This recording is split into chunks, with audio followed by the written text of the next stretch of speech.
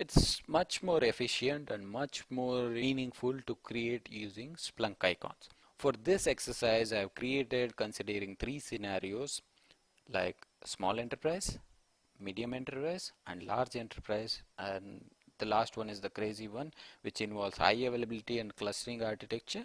We'll go through them one by one. Before going to that, we have a few more things to sort it out.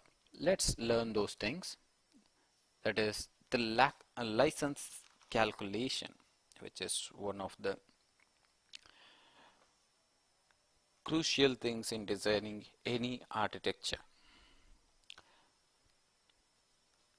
The crucial step of any Splunk implementation, when I say any Splunk, it can be small, medium, or large enterprise, is to estimate how much license you need.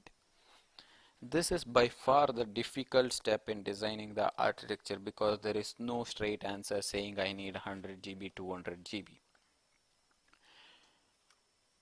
There can never be a straight answer for how much data we are estimating from data sources, because as we all know, in some scenarios there will be a log spike because of an error or application crashing. We'll see how we can best estimate our log size in our environment. This step, as a Splunk admin or an architect, needs you to interact with other teams and ask them what is the log size or the data size for yesterday. If they provide, well and good. Next, ask them how many devices should be integrated with your Splunk. You will get a rough estimate. Keep that number. It's not over yet. You got from one team. Repeat the same step with other teams in the organization, like network for the syslog inputs and flat files for either system team or server teams for their data, and even database team. After adding up all the numbers, let's say you come to a conclusion of 100 GB per day data. But based on my experience, it's better to not to go for exact figure of what we have calculated.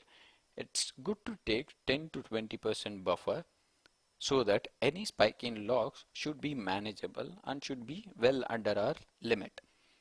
Now, to conclude, after discussing and agreeing with all the teams, we can come to a rough estimate of probably 120 GB of data, including our buffer.